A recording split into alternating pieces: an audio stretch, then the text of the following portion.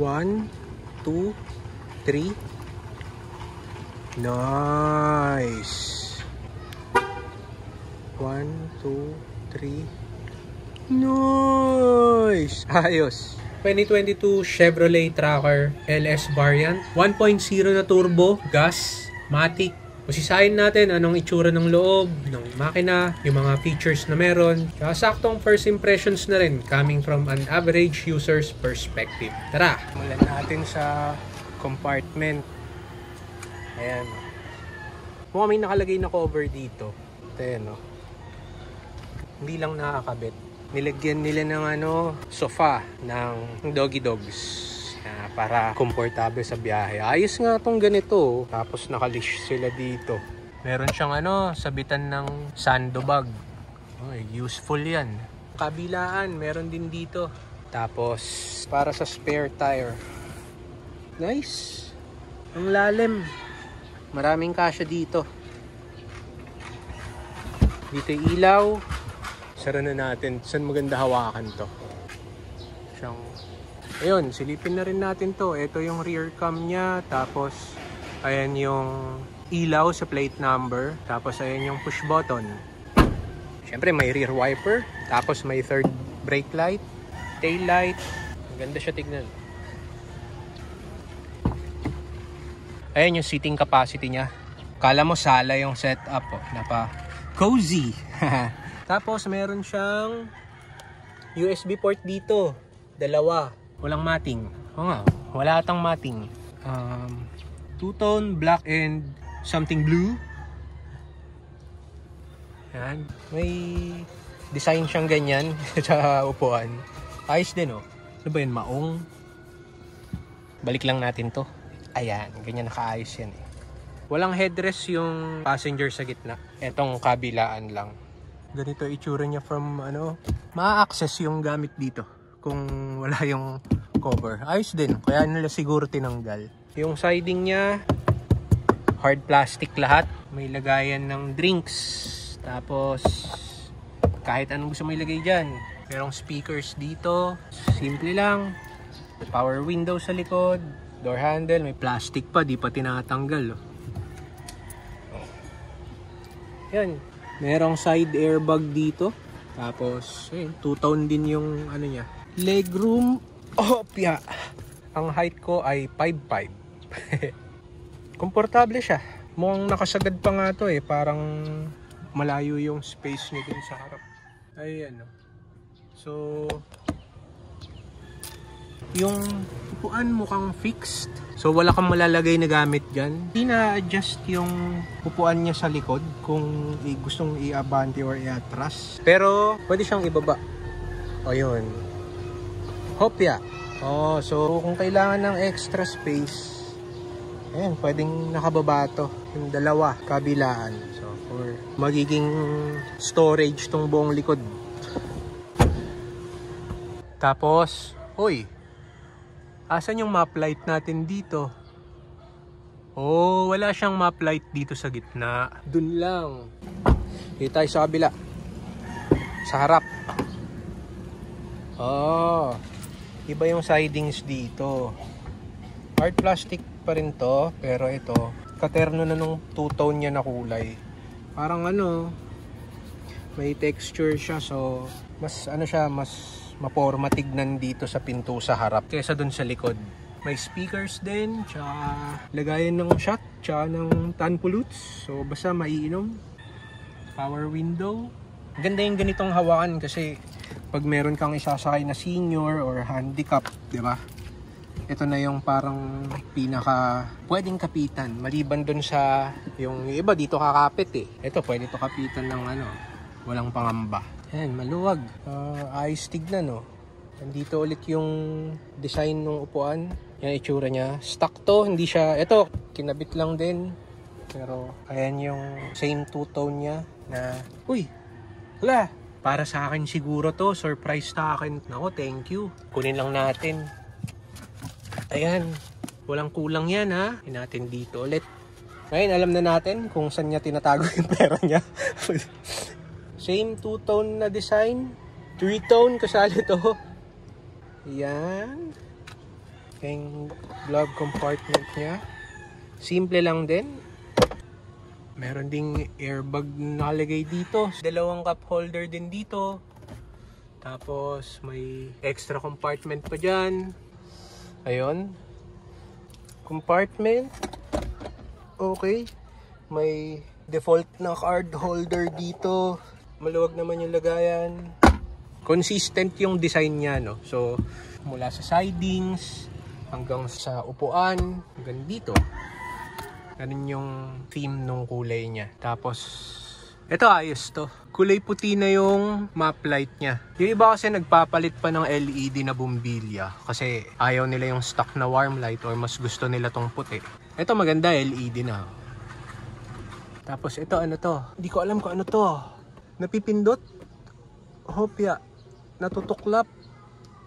Hindi ko alam. Hindi mo na papakailangan. Pero kung alam nyo kung anong purpose niyan, paki-comment na lang. Hindi ko alam kung para saan to. Pero ayun, map light. Tapos ano to, microphone na ata to pag naka-bluetooth ka sa phone. Sun visor, okay.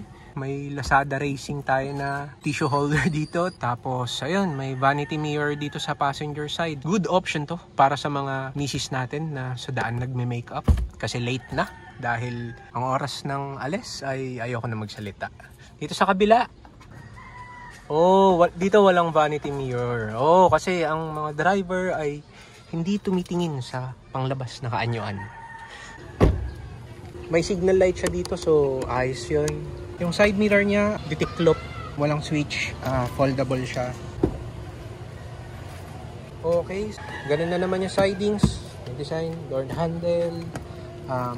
Pag-adjust ng side mirror, automatic power windows. Bakit naka A2? Automatic din yung likod. Automatic din ata yung likod. Tignan natin mamaya. Tapos, lock. Window lock para sa mga pasahero. Dito sa baba, ito napaka-importante. Kailangan ko tong sabihin. Ito yung preno. Yun yung silinyador. Tapos walang clutch kasi automatic. Yeah. Pambukas ng hood, andito. Pambukas ng gas tank pag magpapagas, andito. Ayan. Huwag nyo kalimutan to. Napaka-importanting impormasyon yan. Ano to? So pwedeng i-adjust yung manibela. Release kung gustong itaas, ibabayan. Tapos, lock. Ano pa? Manual yung seat adjustment, sandalan. Yung atrasabante ng upuan, nandito. Okay. Ang linis tignan, tsaka ang lakas ng dating niya. Kasi, syempre, Chevrolet. Yan. Andito yung control ng aircon, physical knob, tapos yan, pang on, pang control ng sound direction, lalabas yung lamig, the usual na thermostat, hazard, traction control, yung auto engine on and off, tsaka hindi ko alam ba ano yan, alamin natin mamaya. May dalawang aircon vents dito, meron doon, meron dito, tapos yung nandito. May USB dyan, tsaka ito, 12 volt socket. Nandito yung pindutan pag mag-shift. Tapos, meron siyang dito, ewan. Siguro to, parang paddle shifter. Tingnan natin mamaya. Handbrake, manual. Tapos, cup holder dito. Ayos. Rear mirror, yung stock. Hindi ko talaga alam kung ano yung itim na yan. Nahihiwagaan ako dyan. Parang may something talaga eh. Plastic. Parang yung leatherette niya na texture gaya nung iba. Tapos, ayun. Ano yun? Yung sensor para sa auto headlight. Ano to Ewan. Speaker din siguro or tweeter. Yung susi niya, flip key. Lock, unlock. Meron siyang immobilizer. Tapos, yun nga, yung pinakita natin na pag pinrest mo to ng 3 seconds, bubukas lahat ng bintana. Tapos, pag pinrest mo to ng 3 seconds, sasara lahat. Yun. Astig yun, Lalo na pag gusto mong pasingawin yung init sa loob ng sasakyan. Kunwari, nakapark ka sa bilad sa araw or parating ka pa lang ng sasakyan, nakabukas na yan. Maraming sitwasyon na magiging useful yun. Dito yung lagay na saucy. Okay, nice. Ang forma ng welcome screen niya, oh. Oh, umilaw na lahat. Ang ganda ng gauge cluster niya, oh. Tahimik. On and off. Merong labasan ng lamig sa paa. Maganda yun eh. So, ang ganda ng knob niya. Tapos, ang ganda rin ng amber na ilaw. Well accented siya. Radyo, classy yung dating niya. Tapos, home. May Apple CarPlay na. Mukhang Apple lang pwede. Walang Android. FM. Tapos, ano to?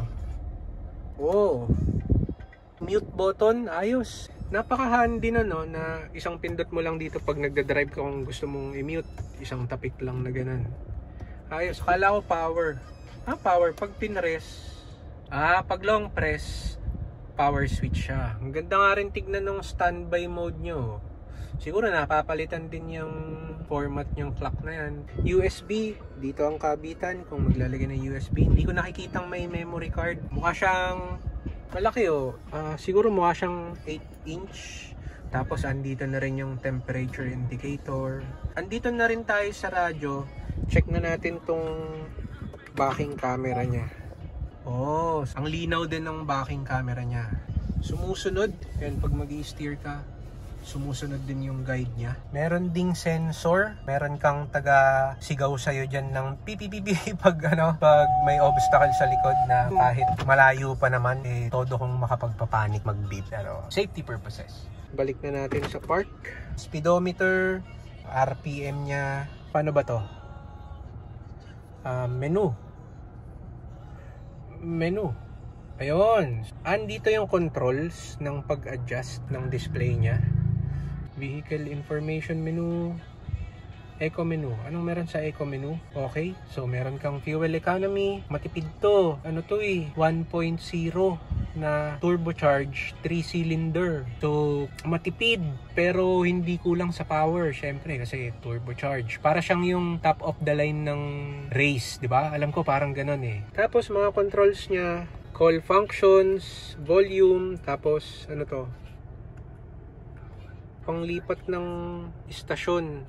Siguro ito rin yung pag next track, previous track, di ba? Pag naka-music player ka. So, yun. Park light, headlight.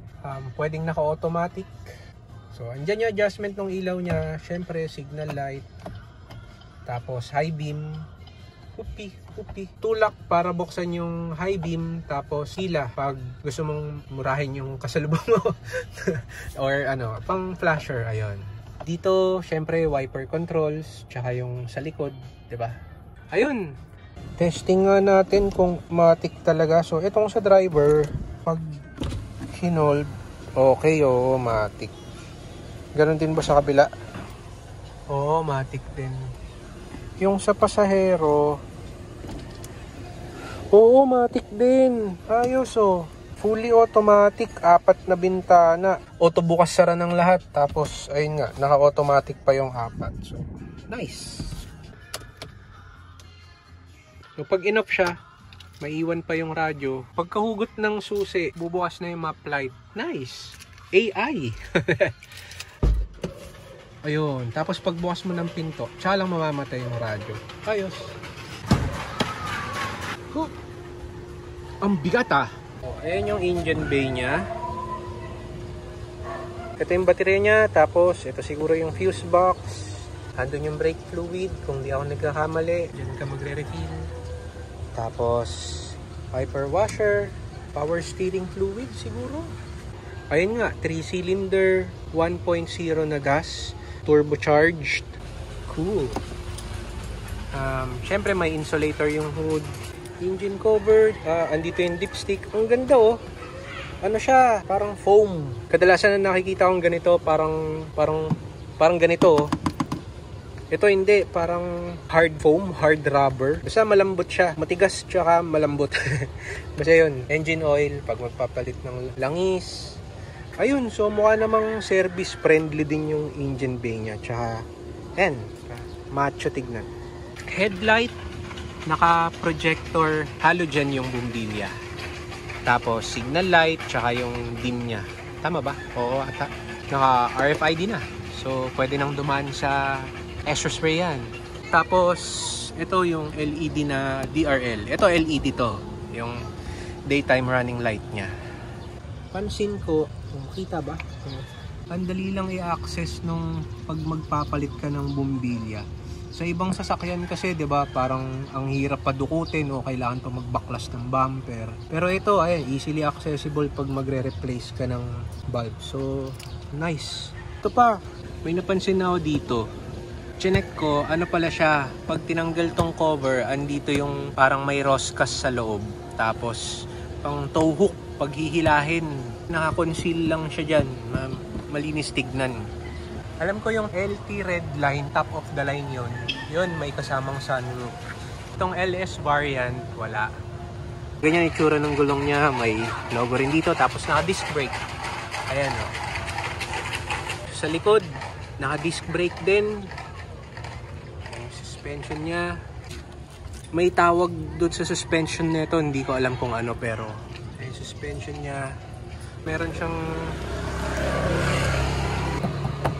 parang body kit. Ito, onting silip sa pang ilalim. Ayan yung exhaust. So, nakatago siya dyan. Ito itsura sa ilalim. Dito sa harap, silipin din natin. Ayan.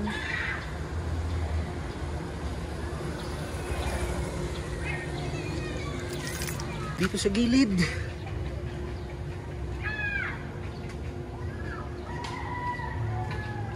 Yan, itsura ng ilalim. So tama nga, ito yung paddle shifter niya. Plus minus. Maglalagay natin siya sa L.